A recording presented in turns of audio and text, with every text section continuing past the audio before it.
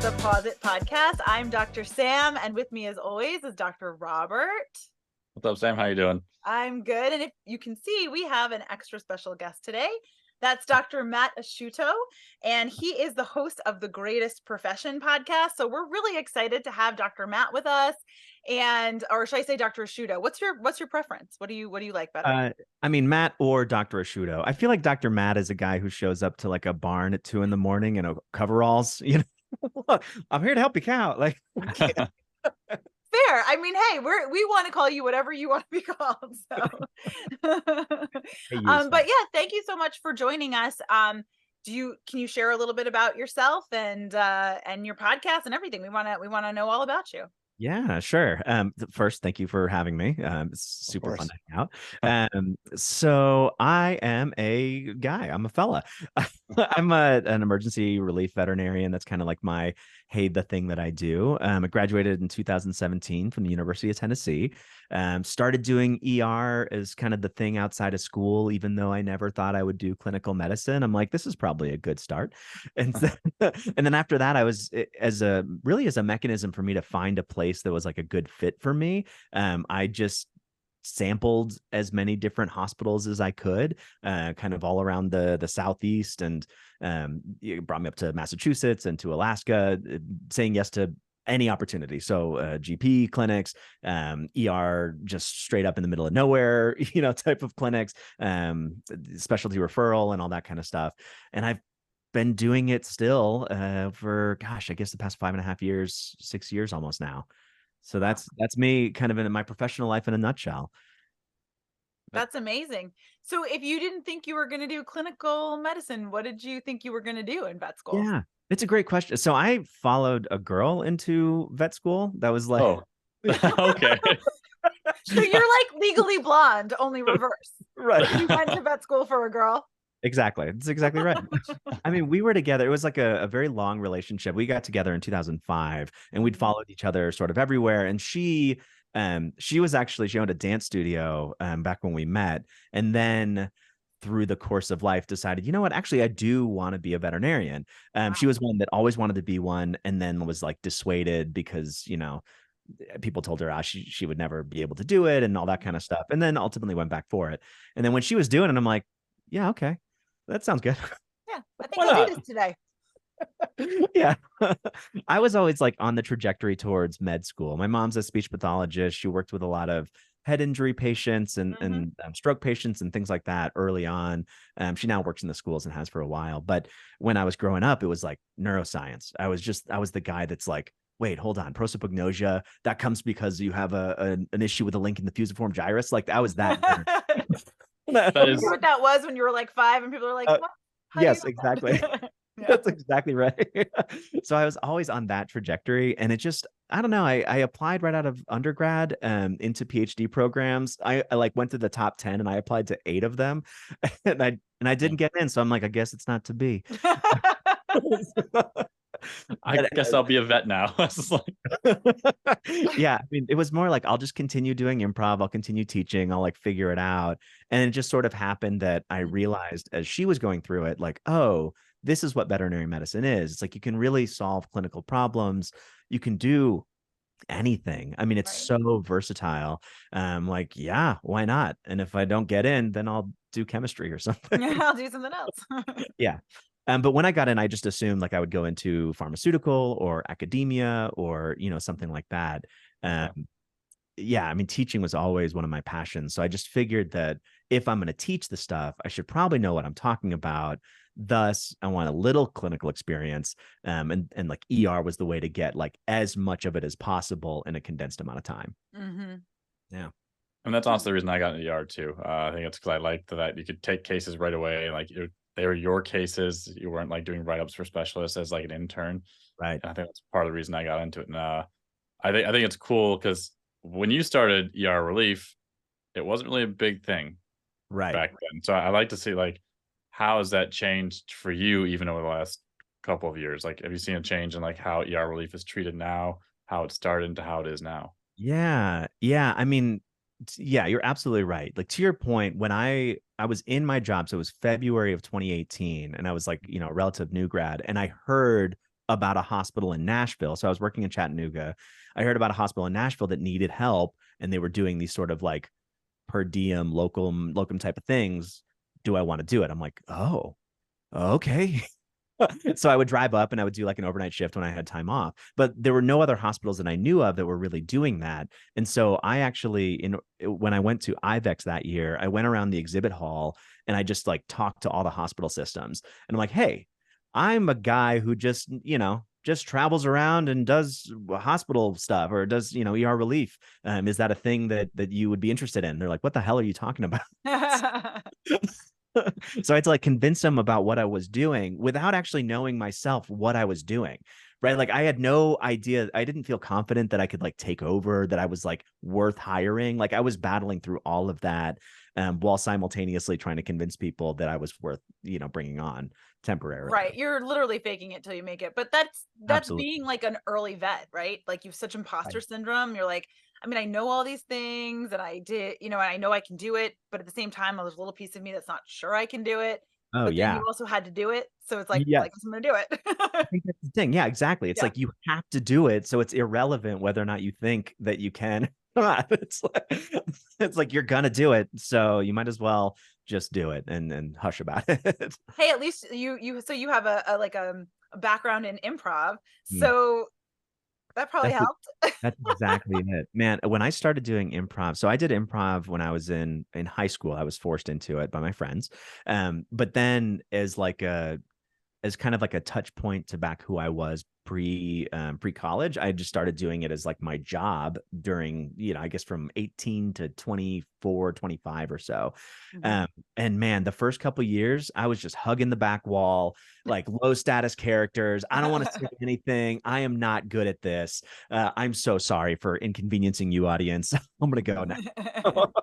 But yeah, absolutely. You have to at some point be like, I'm just going to walk up front to the front of the stage and say a thing and add to this thing that this other person said and believe that my idea is like strong enough to be said. Yeah, Right. it's absolutely a just fake it till you make it thing. Yeah. It's such an actually really good skill though, because as much as I mean what we do, right, is very based in, science. It's based in very tangible, real things, obviously. Mhm. But you also have to connect with people. You have to meet them where they Mhm. are. You have to be able to walk into any room, no matter what room you just came out of. Yeah. Especially like with you guys.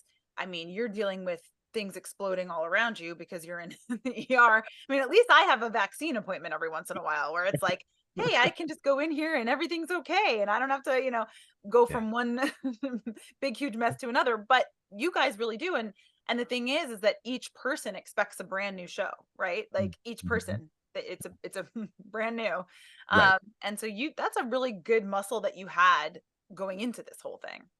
Oh, yeah. It was necessary for me. I mean, I had such because I didn't have any clinical experience before I started vet school. University of Tennessee was one where it was just sort of optional. Like you at the time, you could get in on your academic merits alone. Mhm. So that's what I did. So I didn't know anything. Like my first clinical experience was clinics in vet school. Oh, Yeah. wow. I know. I know. It's like, yeah, you're just baptism by fire. You're going in. Yes. Yeah. So Yeah. the amount of just self-loathing and confidence issues and like, why did I do this? And I cannot believe that I'm doing it still, that I went through, especially during clinics. Yeah, it was profound. But yeah, I mean, you find yourself on the road. You've convinced people that you're doing this. I mean, in my early career, right? You've convinced people that you're offering them a good service, and now I have to provide. I have to actually deliver on the service that I had promised. Mhm. So it's like you don't have any other option except to be good at what you're doing. Yeah, and it is like you just have to say like, okay, this is the reality. And like you go into a new hospital and you say like, okay, well, this is a dumpster fire. This is the reality that I'm in. Yeah. Let's do it. Like everyone, let's have fun. But you think about it, you probably helped them out immeasurably because they really need somebody to be in there taking these cases. Sure. These cases are coming in Right. no matter what. So you need somebody who's present, who's going to go in and do their best. And the fact of the matter is, I feel like there's a little bit of a difference generationally, like with the way that I feel about cases and the way that my boss, who let's say is like more of the boomer age, Mm. like his opinion is, I already helped by being here. So he doesn't have any of the, like, when I can't come up with the answer, when I can't fix something, which happens, like, or I just sometimes need some time, or I just want it to be a different way. And he's like, it's already better because you were there. Yeah. Even if you can't fix it. And I'm like, no, I should be better. And he's like, no, you should just be where you are, Right. Yeah. And so that's what you did. I mean, even in the worst of the days. And that's great. It's a gift. Yeah. I mean, seeing it at the time is a little bit difficult. Especially early on, right? Where you already don't feel like you're enough, right? Yeah. But you're absolutely right. I mean, that's about sort of shifting the expectation of what you want. Actually, gosh, I hadn't thought about this in a long time, but early on, I had these kind of discussions with myself, on the road, right? Like I'm driving these long distances and I'm like, what actually is a good veterinarian? Like, what does that mean? Is it the person who knows all of the things about everything and can diagnose and all that stuff?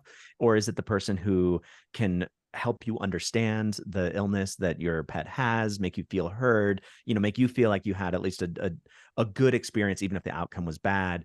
Is it somewhere in the middle? All of that. So yeah, I think you're absolutely right. Being there is a huge piece. Helping them understand what is going on is a huge piece. Being there for the staff, right? I mean, they're going through some really difficult times. That is also a huge piece of, I think, what makes a good veterinarian. Yeah, I think it's a really good point. Right? Oh, sorry. I think No, it's a I good didn't mean to. point. I'm just saying caring, like just Oh, yeah. showing up and actually caring, because you can't control the rest of it. Right. Yeah. Yeah, I couldn't agree more. Because I think it's like, I mean, how many people do you talk to, just friends that aren't like they take their dog or cat to the vet, and they just love their vet because they're just personable and like they just make them feel heard, and like maybe it wasn't anything more than a vaccine visit, but they love their vet because of that relationship they've established, and for them, that's what's a good veterinarian, just like having that relationship and that camaraderie that you're helping take care of their pet together. Yeah. Whereas, for I think it's probably from our side of things, I look at a good veterinarian who like practices good medicine. I'm like, I guess I don't look at their personality as much because I'm like, I need to know what you're doing so I can trust you, and work. So I think it's funny the different perspectives potentially for like clients versus how we view ourselves as colleagues. Oh, definitely. Yeah. I mean, you have definitely seen this where you get a record from, some primary veterinarian and it's just like horrific medicine. And and like the client is just like, this is the best doctor I've ever had. I love them so much, blah, blah, Yep. blah. All 5-star reviews on Google. Or you're just like, oh man. But yeah, it's different. It's different for us. Yeah. We have expectations.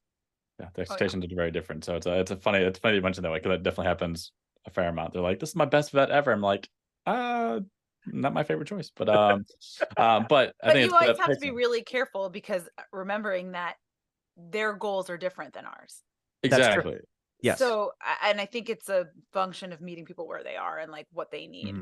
And not everybody wants, like I said, like I'm not everybody's cup of tea, because I want to sit there and like I want to teach and I want to, help, and I want to, you know what I mean, and I want to like educate, and I want, I want to prevent, and I want, you know what I mean, like I'm a GP, so there you go. You know what I mean? I'm not so I have a different, even my way that like I would have trouble, I think, in emergency, like letting little things go, because I'm like, well, it's my job to make sure we're taking care of everything, and Yeah. but like not everybody wants that in their veterinarian. Some people don't really want somebody that's gonna like chat with them for hours. So I mean, I try to be sensitive to those people who are like, yeah, I'm not going to do that. Like, okay, I'll say it, but I'm not going to sit here and talk for 20 minutes about it. You know what I mean? But Yeah. some people don't want that, and other people really just want someone that they feel comfortable with. And you're right. Sometimes the medicine, I've definitely seen that, where I'm like, ooh, that wasn't great, but they loved their vet. So it's like, you always have to be careful not to say anything. Oh, yeah, you Very don't fine want line. to say anything about it, but you do write in your record like maybe 14 milliliters of Dex SP was not the best choice for this cat. Yes. Yeah.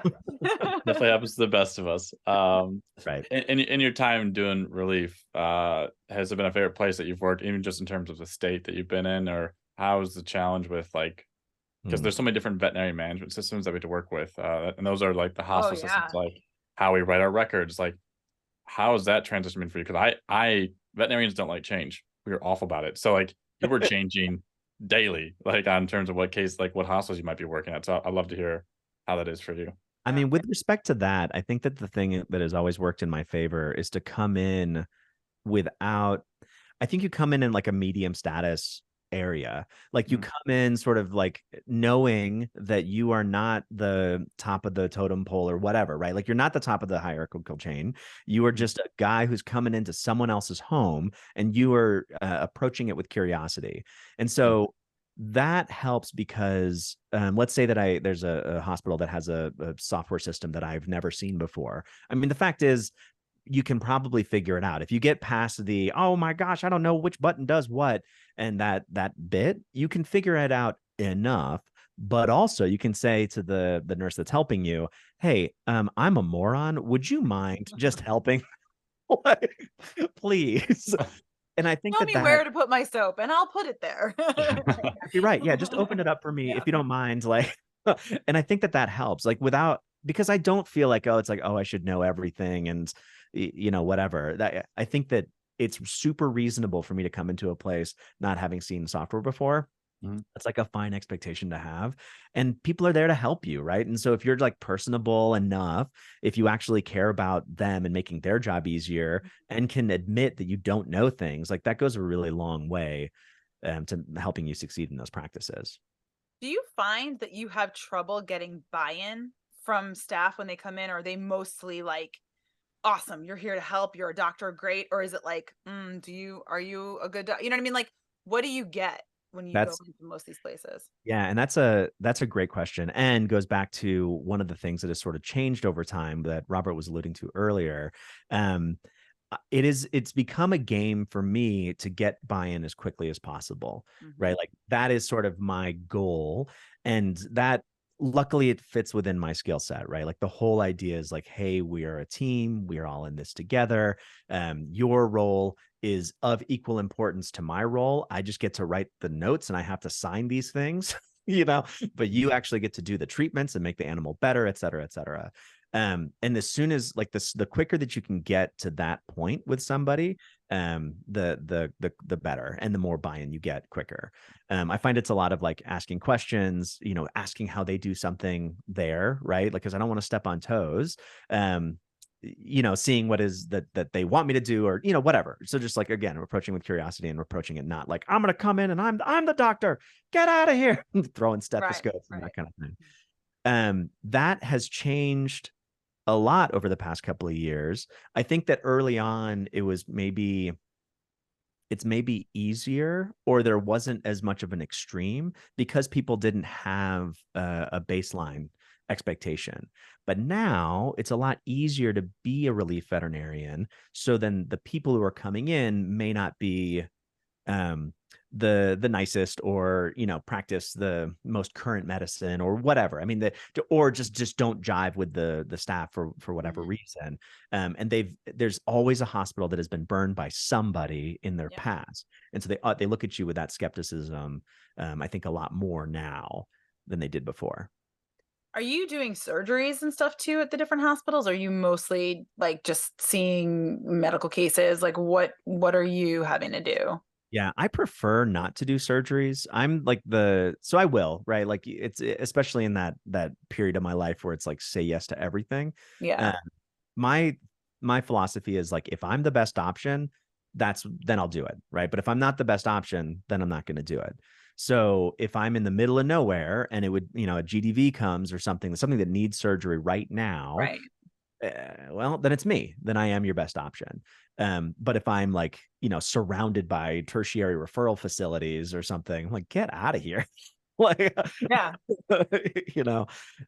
So I prefer to work at specialty referral centers at this point, where I know that I can offer the absolute kind of best. That just ends up being like my style of medicine. So oftentimes I'm a surgeon in. Oh, that's great. Yeah. So then in your travels, have you ever had a hospital or a place where like the way that they did stuff, because you are being respectful to, okay, this is how you all do things, was just like, it's not standard of care or whatever, where you were like, I can't get on board with that. And you had to like, how'd you navigate that? Yeah, that's really tough. So yes, especially early on. So, well, maybe medium on. So like a year 3 or something. Mm-hmm. When you're starting to say yes to all these places, and gosh, especially in that 2020 range when it was just like there was a lot of desperation. And so I was working 20 to 25 shifts a month, and it was a lot of like, I'm going to go to this place that I've never seen before, but I'm going to sign up for shifts for like 3 months because that's what they want from me. And then you get there and you're like, oh no. Like I might lose my license working here. Yeah. Oh, Yeah, it's so yes, in terms of how to navigate it, I think that that's really tough. I think that oftentimes it ends up being about trying to have like real conversations with the people who are watching your patients overnight. And I tend to do overnight shifts. okay. So who like your nurses who are in charge of these critical patients and understanding what your limitations are or what, as the hospital, Mm-hmm. and then trying not to push those limitations, right? Like I'm not a person who will say no to things. That's just not kind of my thing, but I will, like, if I'm in a hospital where it's like you cannot run 3 CRIs on a critical patient and that kind of thing, Mm-hmm. I'm gonna have that earnest conversation with the staff and then stabilize and then send it somewhere else. Right. And I think that's a really important conversation to have because it's such a new, even staff that I currently work with on a continual basis, like sometimes you're still learning what their skill sets are and like what they're comfortable with, and trying to break down that barrier as quickly as possible is a task. And but if you can achieve it quickly, that's great to have like that honest conversation, like you said in the beginning, because that's how mistakes happen too. You try and because they might not want to, they might feel embarrassed to say they don't know how to do something, and you don't know if they don't know how to do it, and they end up doing it. And like there's a hospital recent that they weren't used to putting together a CRI, and they gave 7 mils of Lasix an hour, Right. to a cat, Oh. Right. and wasn't good. For those people listening who don't know, that's not good. It's a Yes, lot. That's that's a a lot of lot. Lasix. Quite a bit. It's about 10 times more than you need, Yeah. per It hour. was like So, we're off by a factor of 10. Right. yep. So, and again, it's just something they just weren't as comfortable with, and it was an honest mistake, and the person felt horrible. Sure. Right, because But they're just trying to practice the best medicine that they can. But exactly. it is very difficult when you're put in a situation, I would say, especially earlier on, when you're still not 100% like at your most like, hey, I know what I can handle and I know what I can't. I also know what I'm comfortable with and what I'm not. Yeah. And then you feel like, well, I don't want to be offensive. I don't want to offend anybody. But at the same time, I don't agree with practicing that way, or I think I'm putting myself at risk by doing X, Y, or Z thing. Yes. And And it's really hard. Yeah. And it's really hard when the conversation goes, I got this, no problem. Like if a nurse sort of says like, yeah, I got it. I can run all this stuff when it turns out that they can't, right? Like that ends up being way more problematic. It is a lot easier to sort of, if someone is able to admit their limitations to you, then you can work within that realm, right? Because we all have them, right? Like right. don't tell the 20 C-sections to come on this way. Like I'm not your guy. Right. Equally, like you probably have some too. But yeah, I think that for me, that ends up being about, man, if you can catch a mistake early and then have a conversation, being like, okay, hey, mistakes happen. Like, how did you get here? Can we talk about it and come from that reasoned place? Then they can see that there's not like this big emotional repercussion to it. Now we can open up that dialogue. Those Right. are the biggest gifts that I have in those situations. The hardest bit is when it's like, I don't actually know if they even know what their limitations are. Right. Yeah, that's very true. I think that's it's hard. I think self-awareness is very important in our industry, both from a professional standpoint and just, a leadership standpoint too. So I think that's a tough thing to overcome. Yeah.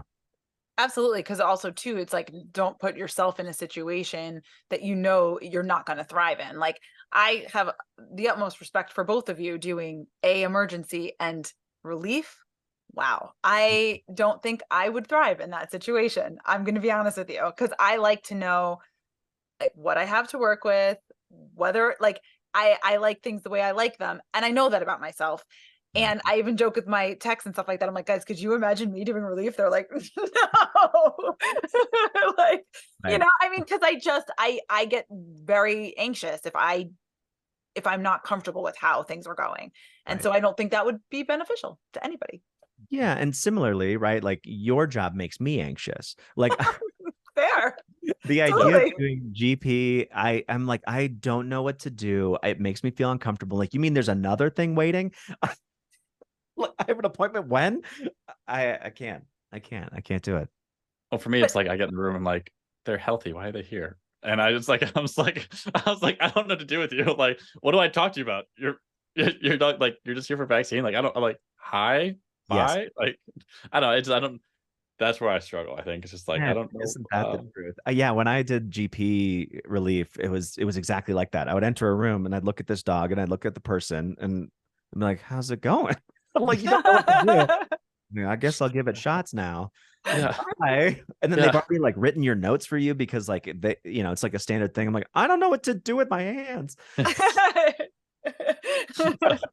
literally how I felt. I was like, I don't know if I can do this. So Yeah. to each their own in terms of where they excel. Yeah. But I do get jealous of you sometimes, Sam, when you're like, yeah, I walk out of a room, my techs already know, like, I want carprofen. They've already filled the med because they know exactly what my dose is and they just know what I like. Or when I'm walking to surgery, they've got all these things already set I'll be up. like talking to an owner, I'll be like, yeah, and you need we have to get you an estimate for this, whatever. And like my tech comes in, here's the estimate. Like it's all like they all know me so well. And and it's nice because like that's where I can do good. Like I know my strong points. I know where I'm good at things. And I don't know. I'm too nervous of a person. I think I would be like, I don't know. And I wouldn't thrive. I just don't think I would. So what's interesting though is that when it becomes a game, so this is where actually, as it turns out, because again, I started relief as a means of shopping around, right? Like I wanted to find a job. I think all of us in some way want to find a home. It's like weird to be a nomad at all times and a little bit lonely. Right. But it turns out that it is something that is uniquely suited to my skill set and is actually kind of fun. Like the problems that you're talking about end up being additional variables that you get to solve that are kind of fun. So it's like, oh, this dog comes in, it's seizing, and I'm like, great, here's the dose of midazolam. Like, oh, we don't have midazolam. I'm like, oh, okay. How about diazepam? Like, oh, we don't have that either. I'm like, okie dokie. So like I actually I'm like writing a book about, it's like a memoir / instruction manual for well, I wrote it, I'm editing it now, for relief medicine and like my journeys over the past 6 years or whatever. And that's a big piece of it. There was part of it where it's just like, all right, this is the baseline. Okie dokie, like here we go. Like I'm not gonna freak out. I'm just gonna be like, all right, let's do it. Yes, and exactly. It's all improv. And it's like, it's so, I mean, one, it's a fun problem. Two, it's so relieving for the people, like when you're coming in to their home, for me not to be like, I can't believe that you don't have, this medication. Right. What terrible medicine you practice. And now I've like affected their entire life. Yeah, right. I can't adjust. Right. Yeah. So yeah, it's something that I actually really enjoy, as it turns out. And it's uniquely suited to me. Yeah. Well, that makes total sense. And that's exactly right. Then you've totally found your niche. And it's such a needed niche too, because I can tell you, especially even like with COVID and everything, being GP, we still have a relief vet that's coming all the time just to lighten the load because we just can't, we've never truly caught up with all the people who got extra pets and who they don't just want like in and out, they want to be taken care of. And that's what we're doing for them in a different way than you guys do, when you're doing emergency. So it's immensely important. And I think it's become like, there's a lot more people doing relief, obviously, like you said. Yeah. And I think, and this speaks to, again, this, what has sort of changed over time. And I feel like such an old man saying back in my day, all that. But I do think that now it's because it's so prevalent, there's less of a focus on like what value are you truly bringing. Like the company that I have, the little tagline is like more than just a warm body, right? So Bindle Vet, more than just a warm body, because I felt like that's what was happening, was just people would show up and be like, I'm here, I got the degree and I brought my own stethoscope, like, pay me my money, I'm out, I'm gonna go take a nap. It's like, and I think that like for me, because I was so obsessed with, I don't know if I'm worth it, early on, I had to really like clamor for that. I had to devise a value system, like what value am I bringing? And I had to be sure really early on that I was truly delivering on that, like I said. And so I think it's like a lot of things. Like that's why I say yes to every primary vet that refers things in, right? Like I'm not going to turn cases away. And not to say that everyone has to practice that way, but I've like decided this is what my value is, and that's what justifies my rate. Whereas now you don't have to have that mathematics in the same way. Yeah. Yeah. I couldn't agree more. I think it's part of the fun of it. It's just I love ER. I think it's like I love the challenge of it and like the nuance of it. You get to see a little bit things different each day, but even like how much relief has grown in the last couple of years. Like even though there's a company called Indie Vets, which is strictly a relief vet service. So I think we're seeing how much that's growing like on a yearly basis, honestly, because how they pretty much find jobs for relief vets so that way they can test things out, and they have like a whole protocol for how they do medicine, and it's actually really structured. I was kind of surprised. But it's just growing. Like there's so many opportunities for relief vets, and you get to choose your own schedule, so it's not a bad thing. I think that's why a lot of people do it too, like people who have kids and stuff like that, because they're like, oh, I can, I know when I can work, I know when I can't work, and so I do think on some level that works for a lot of people. But just to switch gears for like a quick second, I want to know a little bit about your podcast. Tell us about that. I'd like to know a little bit more about that. Yeah, it's so the Greatest Profession podcast is born out of my experiences as a relief veterinarian, right? Like I travel around to all these places. I'm rounding all of these strangers, basically, and we're all in this crazy milieu together. We have a shared experience, but a totally different background. And so, just a lot of asking questions at rounds time and all of that led me to sort of say, like, this is a podcast. Like the journeys of these human beings that has gone through everything that is required to become a veterinarian. And like, now you're here and like, now what? Right. It's such a fascinating question to me. So the podcast was born sort of out of that thought. It's an investigation of, or it's just conversations with people about their journeys and their struggles and their joys and, the value systems that they've developed and like who the human being is behind the white coat, behind the stethoscope, behind the quote unquote veterinarian. I think that's really important, especially right now with like some of the mental health crisis that's happening with veterinarians. I think it's really important. The more that, I don't know if it's like social media or what it is, where people can just be so separate from these people who are helping to take care of their families, their pets, or whatever, it makes you be able to kind of take away their humanity a little bit. So anything you can do to say, hey, you know what, like you're a sister, a wife, a mother, or whatever, you know what I mean? And you are a whole person and you're a veterinarian, you're not just in it for the money or whatever horrible thing that's said. I feel like it's that's really nice that you do that. Yeah, I mean, I love listening to it. My background was so bizarre, and I'm here, and I'm just like, how did you get here? Yeah. I'm equally fascinated by the people who had these circuitous routes, as well as those who have wanted to do it forever. It's so interesting, both of those things, and the struggles that we sort of deal with on the back end are different. I think, although there is probably some overlap. It's just a fascinating thing. Anything that you can do that ties you to the humanity of those around you, I think is really, I don't know, at least for me, is really beneficial. That's awesome. So where can we find your podcast? Like, how can we it's it out there? everywhere. We want everyone to be able to find it. It's everywhere. It's on all the platforms, The Greatest Profession. You can go to my website, thegreatestprofession.com or tgppod.com. And then there's links for all the different platforms on there. And I try to put everything up there as well. So very cool. When is it weekly or when do you do it? Yeah, You're like, I'm a relief vet, so it's when I do it. Yeah. My goal is to do it weekly. A conversation will come out every other week, and then on the off weeks, it's sort of like a reflection. The conversations are like an hour to an hour and a half long. What I've realized is that something happens if you have these long form conversations where it's like, now we're just two people talking to each other, and you get into some really good stuff. Yeah, and some of the recent podcasts that I've recorded and have yet to release, I'm just like, gosh, how did we get there? Like, I'm so happy about all that. Anyway, so it's already quite long, and I was doing commentary before and after, and I'm like, this is too much. So I'm trying to do these episodes sort of offset that are like, here's a lesson, and maybe here's some like action steps that you can, not just listen to an interesting story, but then maybe if you want to apply some of this to your life, like here's some some action items for you or whatever. I love that. That's very cool. Thank I you. think it's awesome. If people are listening to your podcast the first time and you're saying, hey, listen to this one to get involved and see what it's like, what's an episode that you think would be the first one they should listen to?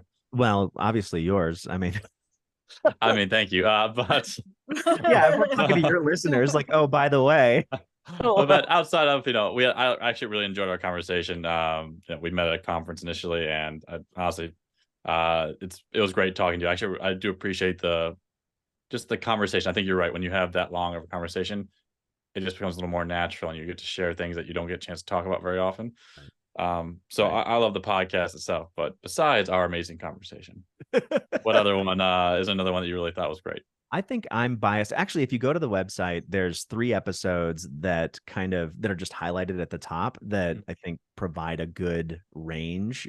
So you could I think that's a good entry point. There's those 3 episodes. Laura Bailey is one of them. She happens to be someone who is a really close friend of mine, but we get into it's a 2-part episode, and we get to some things about sexual harassment, suicide, practice culture. I mean, all that kind of stuff comes out, and I love that conversation. I'm also biased towards Al Atkinson, which is the 10th episode. It's called My Dog Has a Cough and I'm a Flying Melinda.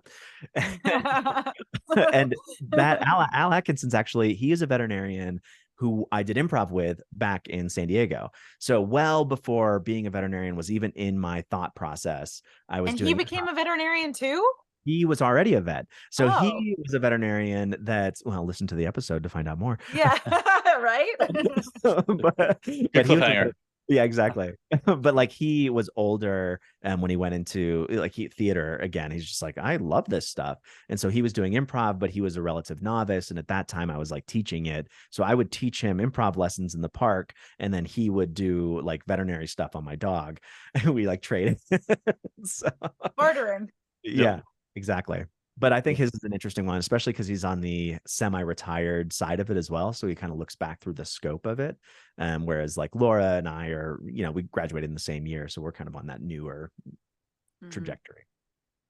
That's awesome. Right. Well, I got to check it out for sure. I can't thank you enough for coming and talking to us. And we're obviously not quite as long form, so we tend to be a little shorter. But I'll tell you what, it just really means a lot to us that you came, and you're really super interesting and very easy to talk to. So I could see how you could go. We could talk for hours. Thank you. Yeah, you guys too. Let's just move over to the Greatest Profession platform, and we'll just keep it make it a weekly thing. Sounds great. But if anybody has any questions for about about relief vets or about the Greatest Profession or anything, they can always email us at podcast@mybalto.com. I almost forgot our email. And you can also email. There is an email address on my website, or an email link, so you can, if you have questions or whatever. I mean, if those are hey, I want to try to get into relief and I don't know how to do it, just shoot me an email. I take a lot of planes, so I can respond to things during that time. Well, and you're very personable, very easy to talk to. So reach out, Dr. Asciutto. He's going to help you become a relief veterinarian as well. But thank you so much. We really, really appreciate your time, and you can totally come back. And when your book is done, you need to come back and then plug your book, and we'll get it out to people as much as we can. Absolutely. I appreciate that. Thank you so much. Yeah, no worries. Absolutely. Well, this has been the Posit Podcast. Thank you so much, everyone, for listening. Thank you again, Dr. Asciutto. We love having you, and we'll talk to you all soon. Thanks, Sam.